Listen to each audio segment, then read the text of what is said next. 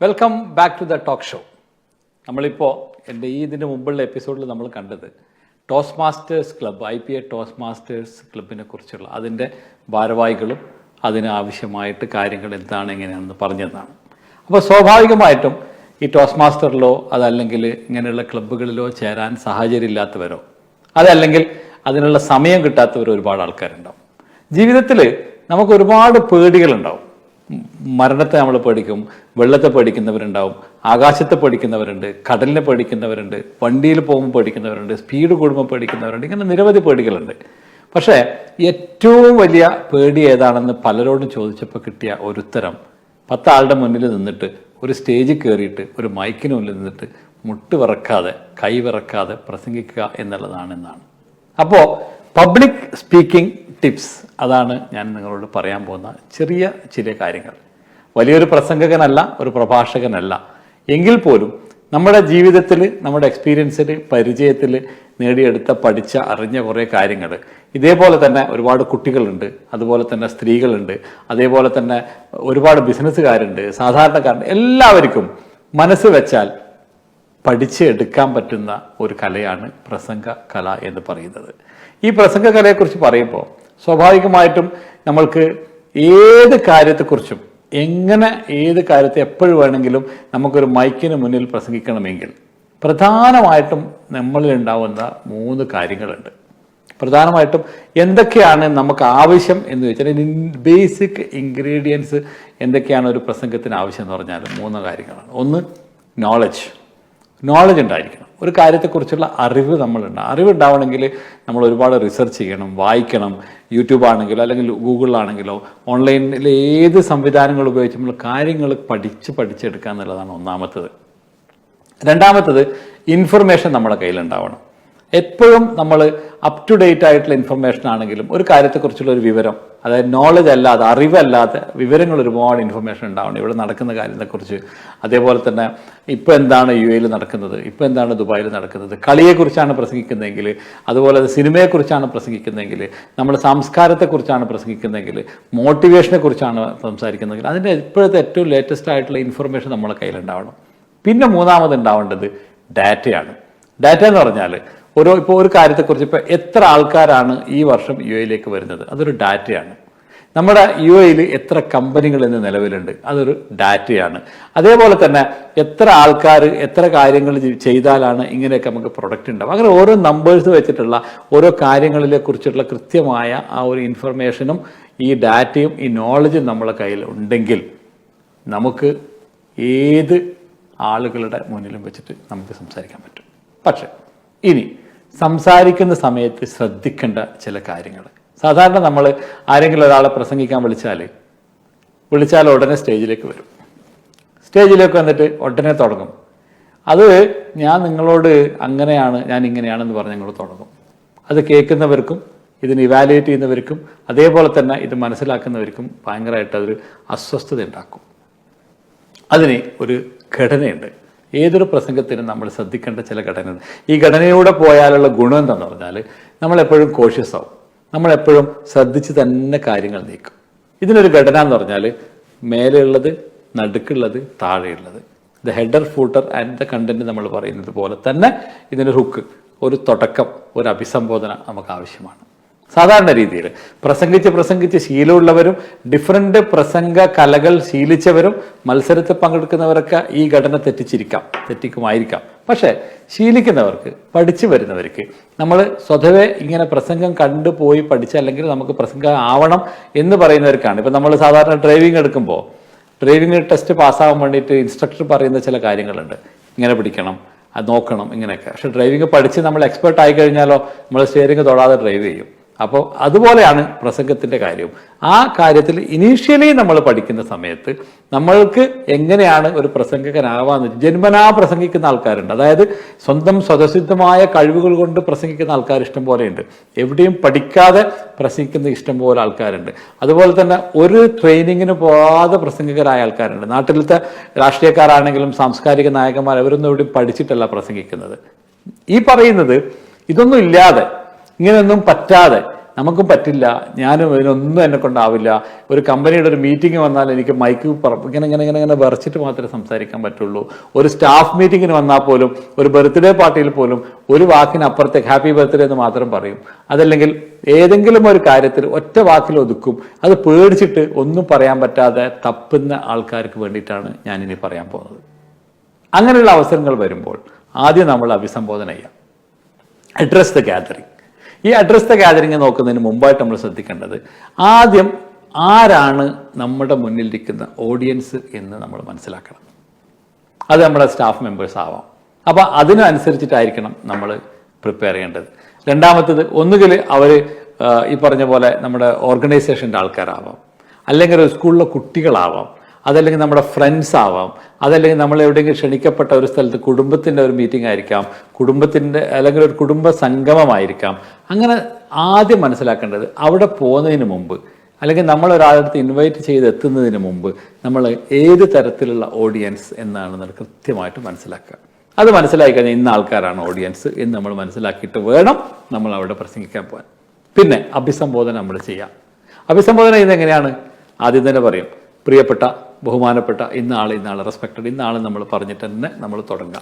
അതിലേറ്റവും പ്രധാനപ്പെട്ട ആൾക്കാരെ നമ്മൾ ആദ്യം തന്നെ ഇപ്പോൾ ഒരു പബ്ലിക് മീറ്റിങ്ങിൽ നമ്മൾ പോകുന്ന ആദ്യം നമ്മൾ അധ്യക്ഷനാണ് ഒരു മീറ്റിങ്ങിൻ്റെ ഏറ്റവും കാർമ്മികത്വം വഹിക്കുന്ന ആൾ. ആദ്യം നമ്മൾ അധ്യക്ഷനെ അഭിസംബോധന ചെയ്യുന്നു, ഉദ്ഘാടകനെ അഭിസംബോധന ചെയ്യുന്നു, മെയിൻ ഗസ്റ്റിനെ ഇങ്ങനെ അഭിസംബോധന ചെയ്ത് നമ്മൾ അതിപ്പോൾ തന്നെ നമുക്കൊരു റിലാക്സേഷൻ ഉണ്ടാവും. ഇതിൻ്റെ ഒരു ടെക്നിക്ക് എന്താ പറഞ്ഞാൽ, ഇങ്ങനെ പറയുമ്പോൾ തന്നെ അതിന് പലപ്പോഴും നമ്മൾ പറയും, ഇങ്ങനെ പറയുമ്പോൾ നമുക്ക് ഓർമ്മയിൽ ഉണ്ടാവും എന്നുള്ളത്. ഓർമ്മ വേണമെന്നില്ല, അവരുടെ ഒരു നോട്ടീസ് ഉണ്ടാവും, അല്ലെങ്കിൽ അവരുടെ ഒരു പേപ്പർ ഉണ്ടാവും, അവരുടെ അജണ്ട ഉണ്ടാവും. ഈ ഏതെങ്കിലും ഒന്നുകിൽ എഴുതി വെച്ചത് നോക്കിയിട്ട് തന്നെ വായിക്കുക. ആ നോക്കി വായിക്കുമ്പം അത് നമുക്ക് ഭയങ്കര റിലാക്സേഷൻ ഉണ്ട്. നമ്മളൊന്ന് തണുക്കും. നമ്മൾ ആദ്യം തന്നെ പോയി സംസാരിക്കുമ്പോൾ ആദ്യം വിഷയത്തിലേക്ക് കടന്ന് നമ്മൾ ചടപടാക്കാതെ നമ്മൾ ആ ഒരു വിഷയത്തിൽ കുറച്ചൊരു 10, 15, 20 സെക്കൻഡ്സ് എടുത്തിട്ട് അല്ലെങ്കിൽ 30 സെക്കൻഡ്സ്, 1 മിനിറ്റ് എടുത്തിട്ട് ആദ്യം തന്നെ ഞാൻ പറയുന്നത് സമയബന്ധിതമായിട്ട് ഇപ്പം നമുക്ക് ആകെ 2 മിനിറ്റ് സംസാരിക്കുവാനില്ലെങ്കിൽ പിന്നെ 2 മിനിറ്റ് എടുത്ത് അഡ്രസ്സ് ചെയ്യാൻ പറ്റില്ല. അപ്പോൾ അഡ്രസ്സ് ചെയ്യേണ്ടത് എന്താണ്? ഡിയർ ഫ്രണ്ട്സ്, അല്ലെങ്കിൽ ഇപ്പോൾ നമ്മൾ ഏതെങ്കിലും ഡിയർ ഫ്രണ്ട്സ് ആൻഡ് കൊലീഗ്സ് എന്ന് പറഞ്ഞ് മാത്രം നിർത്തുക. അതിനപ്പുറത്തേക്ക് പ്രസിഡന്റ് ഇന്നാൾ, സെക്രട്ടറി ഇന്നാളെന്ന് പറഞ്ഞു പോകുമ്പോഴത്തേക്ക് 2 മിനിറ്റ് കഴിയും. അപ്പോൾ എന്താണ് ഓഡിയൻസ്, അവിടുത്തെ സമയം എന്താണ്, അതനുസരിച്ചിട്ട് നമ്മൾ അതിനെ ഡിവൈഡ് ചെയ്തിട്ട് അതിൻ്റെ ഫസ്റ്റ് പാർട്ട് ക്ലിയർ ആയിട്ട് നമ്മൾ സംസാരിക്കാം. അപ്പോൾ തന്നെ നമുക്കൊരു കേൾക്കുന്നവർക്ക് തോന്നും, yes, he is someone who are really willing to learn, അല്ലെങ്കിൽ ഒരു അറിയുന്ന ഒരാളാണെന്നുള്ളൊരു തോന്നലുണ്ടാവും.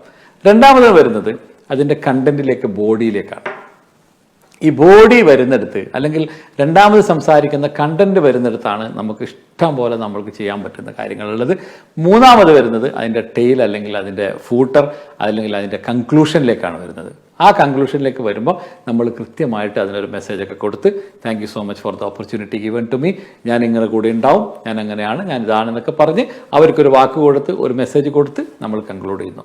അവിടെയാണ് നമ്മൾ ശ്രദ്ധിക്കുക. അപ്പോൾ ഇതിൻ്റെ ബോഡിയിൽ വരുന്ന സമയത്താണ് നമ്മൾ ആൾക്കാരെ കയ്യിലെടുക്കാനുള്ള കുറേ അധികം ട്രിക്സ് ഉള്ളത്. ഒന്നാമത്, നമ്മൾ സംസാരിക്കുന്ന സമയത്ത് എപ്പോഴും നമ്മളതൊരു പോഡിയത്തിലാണെങ്കിൽ നമ്മൾ നിൽക്കുന്നതിൻ്റെ ഒരു സാധാരണ രീതിയിൽ നമ്മൾ ഇങ്ങനെ നിൽക്കുക, അല്ലെങ്കിൽ ഇങ്ങനെ നിൽക്കുക, അല്ലെങ്കിൽ എവിടെയോ നോക്കി നിൽക്കുക, മേലോട്ട് നോക്കിക്കുക. പലരും നമ്മൾ പ്രസംഗിക്കുന്ന കാണുമ്പോൾ ഇങ്ങനെ വെച്ചിട്ടാണ് പ്രസംഗിക്കുക, ഒരു ബന്ധം ഉണ്ടാവില്ല ആൾക്കാരുമായിട്ട്. അപ്പോൾ ആ കേൾക്കുന്നവർക്ക് തന്നെ ബോറാവും. മറിച്ച് എപ്പോഴും ഐ കോണ്ടാക്ട് ഉണ്ടായിരിക്കുക എന്നുള്ളതാണ്. നമ്മൾ പ്രസംഗിക്കുമ്പം നമ്മുടെ മുന്നിലിരിക്കുന്ന ഓഡിയൻസിലേക്ക് കൃത്യമായിട്ട് ഐ കോണ്ടാക്ട് കൊടുക്കണം. അത് ഒരാളെ മാത്രം നോക്കരുത്, നമ്മൾ ചുറ്റുവട്ടത്ത് നോക്കുക. ഓരോ കാര്യം പറയുമ്പോൾ ഇങ്ങനെ ഈ 180 ഡിഗ്രിയിൽ ഇങ്ങനെ കറങ്ങണം നമ്മുടെ കണ്ണ്. അതിൽ ഏറ്റവും നമ്മളോട് നോക്കി ചിരിക്കുന്ന ആൾക്കാരുണ്ടാവും, തലയാട്ടുന്ന ആൾക്കാരുണ്ടാവും, അല്ലെങ്കിൽ ഇങ്ങനെ ആവേശം കൊള്ളുന്ന ആൾക്കാരുണ്ടാവും. നമ്മൾ പറയുന്നത് കേൾക്കുമ്പോൾ നമുക്ക് അവരുടെ പ്രതികരണം അവരുടെ മുഖത്ത് നിന്ന് നമുക്ക് മനസ്സിലാവും. അങ്ങനെയുള്ള ആൾക്കാരെ തന്നെ നമ്മൾ കുറച്ച് കൂടുതൽ ശ്രദ്ധിക്കുമ്പോൾ നമുക്ക് സ്വാഭാവികമായിട്ടും എനർജി ബൂസ്റ്റ് ആവും. ചില ആൾ നമ്മളിങ്ങനെ നോക്കുമ്പോൾ ഫോൺ നോക്കിയിരിക്കുന്നതാണ്, അവർ നമ്മൾ മൈൻഡ് ചെയ്യരുത്. അതൊക്കെ നെഗറ്റീവ് ഇമ്പാക്റ്റ് ആണ്. നമ്മുടെ ഓഡിയൻസിൽ പല രീതിയിൽ ആൾക്കാരുണ്ടാവും. ഒന്നൊന്നും നമുക്ക് നിങ്ങൾ ഫോൺ നോക്കരുത് എന്നൊന്നും പറയരുത്, പക്ഷെ അത് പറയാം. നമ്മൾ പ്രസംഗം തുടങ്ങുമ്പോൾ തന്നെ നമുക്കൊരു കൃത്യമായിട്ടുള്ളൊരു മെസ്സേജ് അവർ കൊടുക്കാം. മൈ ഡിയർ ഫ്രണ്ട്സ്, ഞാൻ ഇനി പറയാൻ പോകുന്ന 15 മിനിറ്റ് നേരം നിങ്ങളുടെ ജീവിതത്തിൽ നിങ്ങൾക്ക് വലിയ മാറ്റങ്ങൾ ഉണ്ടാക്കും, അത് ഉറപ്പാണ്. അതുകൊണ്ട് നിങ്ങളെല്ലാവരും എന്നെ കൃത്യമായി ശ്രദ്ധിക്കുക. നിങ്ങൾ മൊബൈലൊക്കെ ഒന്ന് മാറ്റി വെക്കണം, ദയവ് ചെയ്ത് നിങ്ങൾ അങ്ങനെ ചെയ്യണം എന്ന് നിങ്ങൾ പറയുമ്പോൾ കൃത്യമായിട്ടുള്ള അറ്റൻഷൻ നിങ്ങൾക്ക് കിട്ടും. അങ്ങനെയുള്ള അറ്റൻഷൻ ഉണ്ടാക്കാവുന്ന ചില കാര്യങ്ങൾ നിങ്ങൾക്ക് ചെയ്താൽ വളരെ ഇമ്പാക്റ്റ്ഫുൾ ആയിട്ടുള്ള ഒരു പ്രസംഗം നിങ്ങൾക്ക് നടത്താൻ പറ്റും. പിന്നെ ഐ കോണ്ടാക്റ്റിൻ്റെ കാര്യം പറഞ്ഞു. ഐ കോണ്ടാക്റ്റ് കൃത്യമായിട്ട് നിങ്ങൾ ആ അറ്റം മുതൽ ഈ അറ്റം വരെ അവസാനം വരെയുള്ളവരൊക്കെ നമ്മൾ കണക്കിലെടുക്കുക എന്നുള്ളതാണ് മറ്റൊരു ടെക്നിക്ക്. പിന്നെ ഒരു ടെക്നിക്ക് ഉണ്ട്. സാധാരണ നല്ല ഇരുത്തം വന്ന പ്രസംഗകരൊക്കെ ഇങ്ങനെ വന്നു കഴിഞ്ഞാൽ ഇപ്പം മോട്ടിവേഷൻ ക്ലാസ് ഒക്കെ എടുക്കുന്ന ആൾക്കാരൊക്കെ ചെയ്യുന്നൊരു പരിപാടിയുണ്ട്. ആ കൂട്ടത്തിൽ ഒരു 3-4 ആൾക്കാർ അവർക്ക് അറിയും നന്നായിട്ട്. അങ്ങനെയുള്ളവരുടെ പേരെടുത്തിട്ട് അവർ സംസാരിക്കും. ഇന്ന ആൾക്ക് ഇങ്ങനെ വിളിച്ചിട്ട് നിങ്ങൾക്കറിയാലോ എന്ന് പറഞ്ഞ് അങ്ങനെ അവിടെയുള്ള പ്രധാനപ്പെട്ട കുറച്ച് ആൾക്കാരുടെ പേര് എടുത്ത് സംസാരിക്കുമ്പോൾ സ്വാഭാവികമായിട്ടും അറ്റൻഷൻ നമുക്ക് ഭയങ്കരമായിട്ട് കിട്ടും. പിന്നെ ബാക്കിലിരിക്കുന്ന ആൾക്കാരെ നമ്മൾ എടുത്ത് പറഞ്ഞ് മുന്നോട്ട് കൊണ്ടുവരാൻ അവരെ എഴുന്നേൽപ്പിച്ചിട്ട് ചെയ്യുന്ന പല ടെക്നിക്കുകളുണ്ട്. അതും സ്വാഭാവികമായിട്ടും നമ്മുടെ പ്രസംഗത്തെ എൻഗേജ് ചെയ്യിപ്പിക്കും. എൻഗേജിങ് ദ ഓഡിയൻസ് എന്നുള്ളതാണ് മറ്റൊരു പ്രധാനപ്പെട്ട കാര്യം.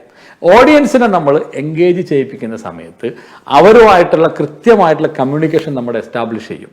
ഈ കമ്മ്യൂണിക്കേഷൻ എസ്റ്റാബ്ലിഷ് ചെയ്യുന്നതോടുകൂടി നിങ്ങൾ അവിടെ മാസ്റ്ററിങ് ദ ഓഡിയൻസ് എന്ന് പറയുമ്പോൾ ആ കൃത്യമായ ഐ കോണ്ടാക്റ്റിൽ ഓരോ ആളെയും നോക്കി ഓരോ കാര്യങ്ങൾ ചെയ്യിപ്പിക്കുമ്പോൾ സ്വാഭാവികമായിട്ടും നമുക്കൊരു അപ്പർ ഹാൻഡ് കിട്ടും.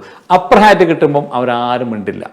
മറിച്ച് നമ്മൾ പ്രസംഗിച്ചുകൊണ്ടിരിക്കുമ്പോൾ കുറേ ആൾ അവിടെ നിന്നും കുറേ ആൾ ഇപ്പുറത്തുനിന്നും കുറേ ആൾ അപ്പുറത്തുനിന്നൊക്കെ സംസാരിച്ചുകൊണ്ടിരിക്കുന്നത് നമുക്ക് ഭയങ്കര അരോചകമായിരിക്കും, പെട്ടെന്ന് നിർത്തിപ്പോകാൻ തോന്നും. മറിച്ച് അവർ നമ്മളെ പൂർണ്ണമായിട്ടും ശ്രദ്ധിക്കുന്നുണ്ട് എന്ന് ഉറപ്പ് വരുത്തുമ്പോൾ നമുക്ക് പ്രസംഗിക്കാനുള്ള കാര്യങ്ങൾ പറയാനുള്ള ഒരു ത്വര നമുക്ക് സ്വാഭാവികമായിട്ടും ഉണ്ടാവുന്നുള്ളതാണ്.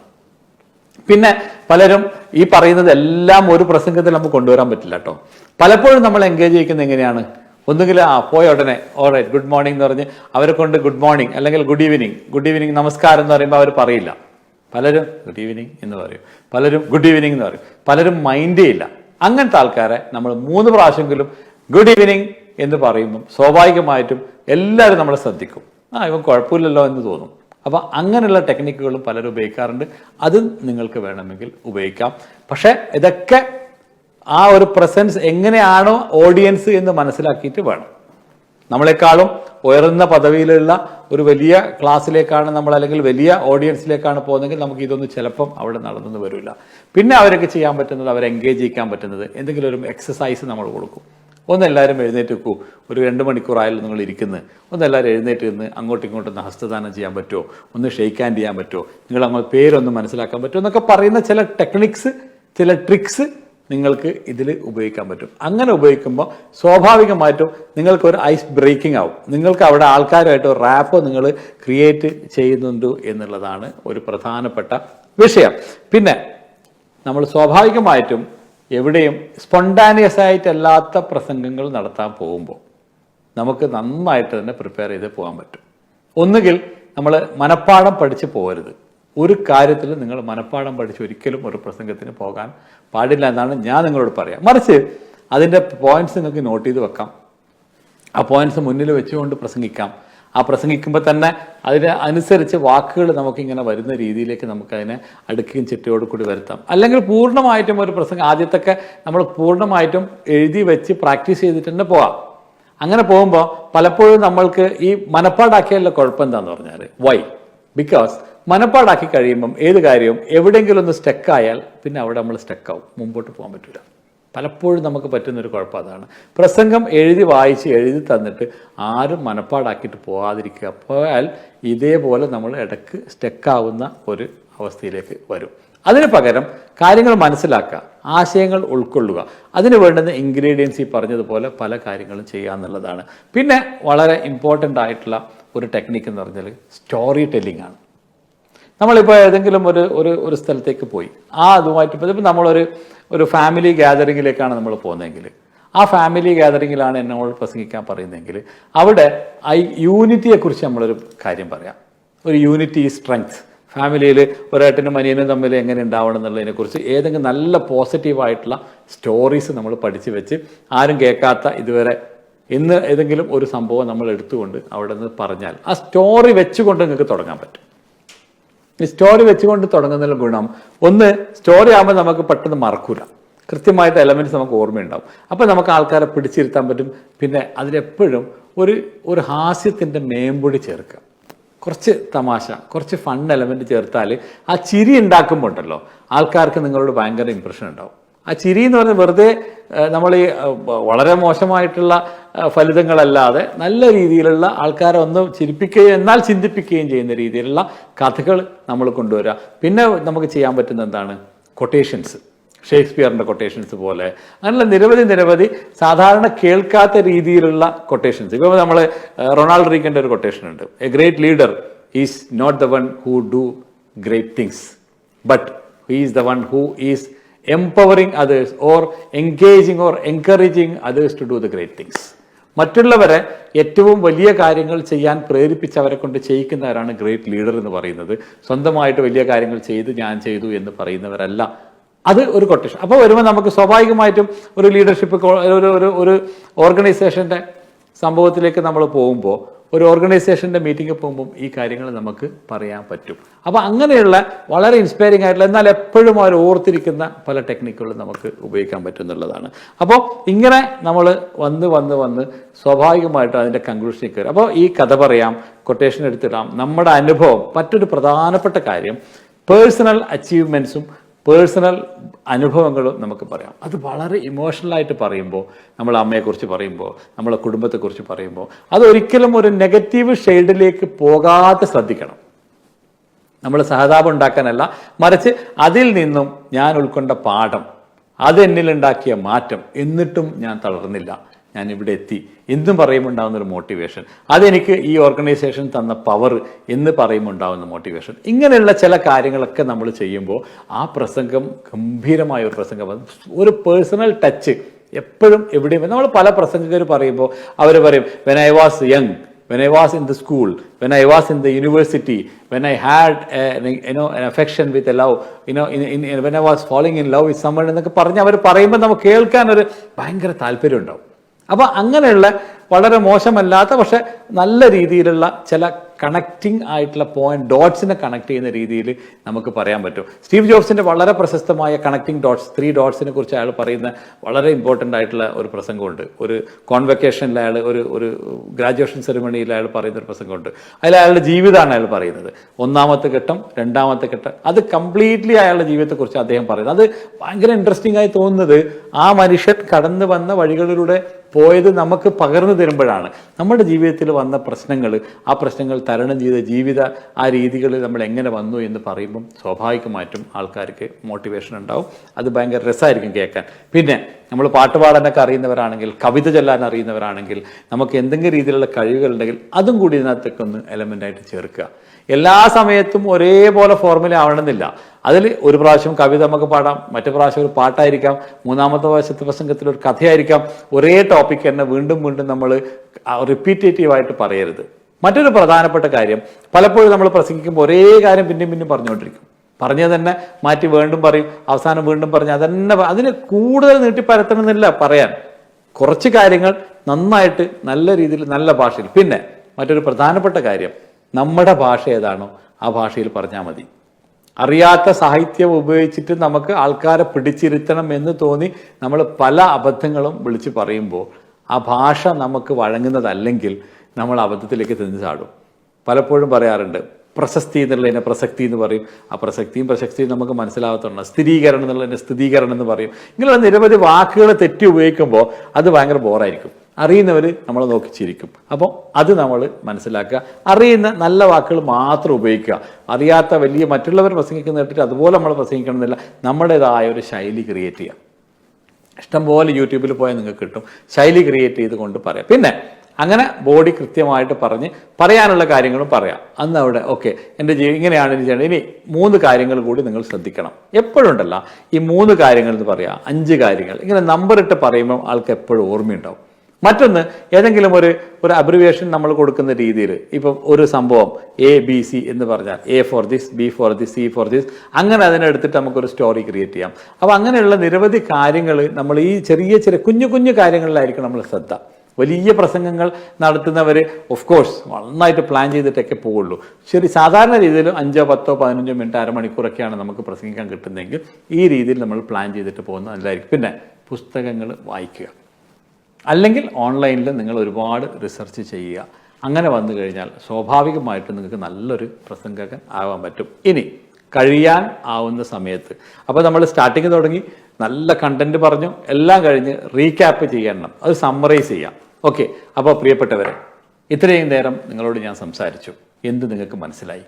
ഇത്രയും കാലം എൻ്റെ ജീവിതത്തിൽ ഞാൻ നേടിയ കാര്യങ്ങൾ നിങ്ങളുടെ മുന്നിൽ എനിക്ക് തുറന്നു പറഞ്ഞപ്പോൾ എനിക്ക് ഒരുപാട് ഹൃദയത്തിന് സന്തോഷമുണ്ടായി. ഈ സന്തോഷം ഞാൻ നിങ്ങളുമായി പങ്കുവെക്കുന്നു. ഞാൻ ഇന്ന് പറഞ്ഞ കാര്യങ്ങൾ ഇതാണ്: 1 ഇത്, 2 ഇത്, 3 ഇത്, 4 ഇത്. ഏത് സാഹചര്യത്തിലും ജീവിതത്തിൽ നിങ്ങളുടെ മുന്നിൽ ഒരു പ്രതിസന്ധിയാണ് നിങ്ങളുടെ മുന്നിൽ വരുന്നതെങ്കിൽ, വലിയൊരു മതിലാണ് നിങ്ങളുടെ മുന്നിൽ വരുന്നതെങ്കിൽ, പതറാതെ അത് നിങ്ങൾ ഒരിക്കലും നിങ്ങൾക്കത് തട്ടി മാറ്റി മുമ്പോട്ട് പോകാൻ പറ്റില്ല എന്ന് തോന്നുന്നിടത്ത് നിങ്ങളിൽ വിശ്വസിക്കുക എന്നൊക്കെ പറഞ്ഞ് ഭയങ്കരമായിട്ടുള്ളൊരു മോട്ടിവേഷനിലൂടെ ആ പ്രസംഗത്തിനെ സമ്മറൈസ് ചെയ്തിട്ട് ഒരു മെസ്സേജ് കൊടുക്കുക. ഒരു കാര്യം ഞാൻ ഉറപ്പ് വരുന്നു, എനിക്ക് ഇങ്ങനെ ആവാൻ പറ്റുമെങ്കിൽ നിങ്ങൾക്കും ഇങ്ങനെ ആവാം. ഒരിക്കലും നിങ്ങൾ എങ്ങനെ അത് ഒരു എല്ലാ സമയത്തും മോട്ടിവേഷൻ ആവണമെന്നില്ല, പലപ്പോഴും മോട്ടിവേഷൻ അല്ലാത്ത രീതിയിൽ നിങ്ങൾക്ക് സംസാരിക്കാൻ പറ്റും. അപ്പോൾ അങ്ങനെയുള്ള കാര്യങ്ങളൊക്കെ പറഞ്ഞ് ചെയ്തിട്ട് ഇത്രയും നേരം നിങ്ങൾ എന്നെ കേട്ടതിന് നിങ്ങളൊരിക്കലും ഞാൻ മറക്കുന്നില്ല. നിങ്ങൾ എന്നെ കേട്ടതിന് ഒരുപാട് സന്തോഷം. നിങ്ങളുടെ ജീവിതത്തിൽ ആർക്കെങ്കിലും ഈ വിഷയത്തിൽ ഒരു ചെറിയ മാറ്റം വരുത്തിയാൽ ഞാൻ വളരെ സന്തോഷവാനാണ്. എനിക്ക് സന്ദർഭം, ഈ സാഹചര്യം ഒരുക്കി തന്നതിന് ഇന്ന് ഈ നാൾക്ക് നന്ദി പറയുന്നു എന്ന് പറഞ്ഞുകൊണ്ട് താങ്ക് യു വെരി മച്ച് എന്ന് പറഞ്ഞിട്ട് കൂപ്പുകയോടുകൂടി നന്ദി നമസ്കാരം പറഞ്ഞാൽ നിങ്ങളുടെ പ്രസംഗം ഗംഭീരാവുന്ന കാര്യത്തിൽ യാതൊരു സംശയം ഉണ്ടാവില്ല. ഇങ്ങനെ രീതിയിൽ നിങ്ങളൊരു പബ്ലിക് സ്പീക്കിംഗ് ചെയ്താൽ ഒരു പക്ഷേ ഈ പറഞ്ഞ കാര്യങ്ങളൊന്നും നിങ്ങൾ എവിടെ പഠിച്ചതോ വായിച്ചതോ ആയിരിക്കില്ല. ഞാൻ എൻ്റെ അനുഭവത്തിലൂടെ, എൻ്റെ എക്സ്പീരിയൻസിലൂടെ നിങ്ങൾക്ക് പകർന്നു തരുന്ന ചില കാര്യങ്ങളാണ്. ഇതല്ലാതെ മറ്റു കാര്യങ്ങൾ ഉണ്ടാവാം. ഇത് നിങ്ങൾക്ക് ഇനി മറ്റുള്ളവർ പറയുമ്പോൾ വേറെ കാര്യങ്ങളായിരിക്കും പറയാം. അതെങ്ങനെ വേണമെങ്കിലും ഏത് രീതിയിൽ വേണമെങ്കിലും നിങ്ങൾക്കതിനെ എടുക്കാം, യാതൊരു കുഴപ്പമില്ല. പക്ഷേ ഇത് നമ്മൾ പരീക്ഷിച്ച് വിജയിക്കുന്ന കാര്യങ്ങൾ നിങ്ങളോട് പറയുമ്പോഴാണ് നമുക്കൊരു സമാധാനം ഉണ്ടാവുക. അതൊരു ഫേക്ക് ആവുന്ന രീതിയിലേക്ക് നമുക്ക് പഠിച്ച് പറയുന്നതിന് പകരം ജീവിതത്തിൻ്റെ അനുഭവത്തിൽ നാം നേടിയെടുത്ത കാര്യങ്ങൾ നമ്മുടെ മുന്നിലുള്ള ആൾക്കാർക്ക് പകർന്നു കൊടുക്കുമ്പോൾ ഉണ്ടാകുന്ന ഒരു സംതൃപ്തി. നിങ്ങളൊന്ന് ശ്രമിക്കുക. ഇന്ന് മുതൽ നിങ്ങളൊരു പ്രസംഗകനാവണം ഒരു 3 മാസത്തിൽ എന്ന് വിചാരിച്ച് ഈ പറഞ്ഞ ഫോർമുലകളൊക്കെ ഒന്ന് നിങ്ങൾ തുന്നിച്ചേർത്ത് കൂട്ടി വെച്ച് നോക്കിക്കഴിഞ്ഞാൽ തീർച്ചയായിട്ടും നിങ്ങൾക്ക് നല്ലൊരു പ്രസംഗകനാവാം. You can become a good public speaker. അപ്പോൾ ഇനി ഞാൻ കൂടുതലൊന്നും നീട്ടി പറയുന്നില്ല, സമയം ഇവിടെ അതിക്രമിച്ചു. ഏതായാലും പ്രിയപ്പെട്ടവരെ, നിങ്ങളുടെ ജീവിതത്തിൽ ഏറ്റവും നല്ല ഒരു കല നിങ്ങൾക്ക് സ്വായത്തമാക്കണമെങ്കിൽ, നിങ്ങളൊരു പാട്ടുകാരനല്ലെങ്കിൽ, നിങ്ങളൊരു മ്യൂസീഷ്യൻ അല്ലെങ്കിൽ, നിങ്ങളൊരു കഥാകാരനല്ലെങ്കിൽ, നിങ്ങൾക്ക് പല രീതിയിലും പല കഴിവുകളും ഇല്ല എന്ന് നിങ്ങൾക്ക് എപ്പോഴെങ്കിലും തോന്നിയിട്ടുണ്ടെങ്കിൽ നിങ്ങൾക്കാവാൻ പറ്റിയ ഒരു ഏറ്റവും നല്ല ഒരാളാരാന്ന് പറഞ്ഞാൽ ഒരു പ്രസംഗകനാവാം. തീർച്ചയായിട്ടും ആവാം. ഇനി പ്രസംഗകനായി നിങ്ങൾ പ്രസംഗം പഠിച്ചു, നിങ്ങൾക്ക് ഓഡിയൻസ് ഒന്നും ഇല്ലെങ്കിൽ പേടിക്കേണ്ട. ഇഷ്ടംപോലെ പ്ലാറ്റ്ഫോംസ് ഉണ്ട്. നിങ്ങൾക്ക് ഇൻസ്റ്റഗ്രാമിൽ പ്രസംഗിക്കാം, നിങ്ങൾക്ക് യൂട്യൂബിൽ പ്രസംഗിക്കാം, നിങ്ങൾക്ക് ഫേസ്ബുക്കിൽ പ്രസംഗിക്കാം. പറയാനുള്ള കാര്യങ്ങൾ വെട്ടിത്തുറഞ്ഞ് മുഖം നോക്കാതെ നിങ്ങൾ നേരെ നിന്ന് ക്യാമറയിലേക്ക് പറഞ്ഞാൽ നിങ്ങൾ കേൾക്കാൻ ആയിരങ്ങളും പതിനായിരങ്ങളും മില്യൺസ് ആൾക്കാർ നിങ്ങളുടെ മുന്നിലുണ്ടാവും. നിങ്ങൾ നേരിട്ട് പോകണമെന്നില്ല, ആ ക്യാമറ കണ്ണിലൂടെ നിങ്ങളെ അവർ കാണും. നിങ്ങൾ പറയുന്ന കാര്യങ്ങൾ കേൾക്കും, നിങ്ങൾ അവരെ പിന്തുടർന്നു കൊണ്ടേയിരിക്കും. അങ്ങനെ നിങ്ങൾ ലോകപ്രശസ്തനായ ഒരു നല്ല സ്പീക്കറായിട്ട് മാറും എന്നുള്ള കാര്യത്തിൽ ഉറപ്പ് തരുന്നു. അതുകൊണ്ട് എല്ലാവരും കേട്ടവർക്ക് എല്ലാവർക്കും നന്ദി, നമസ്കാരം. ഇനി അടുത്ത ആഴ്ച വീണ്ടും 8:30 ബുധനാഴ്ച UBL ടെലിവിഷനിൽ നമുക്ക് വീണ്ടും കണ്ടുമുട്ടാം. Till then bye. Muneer Al Wafa with love.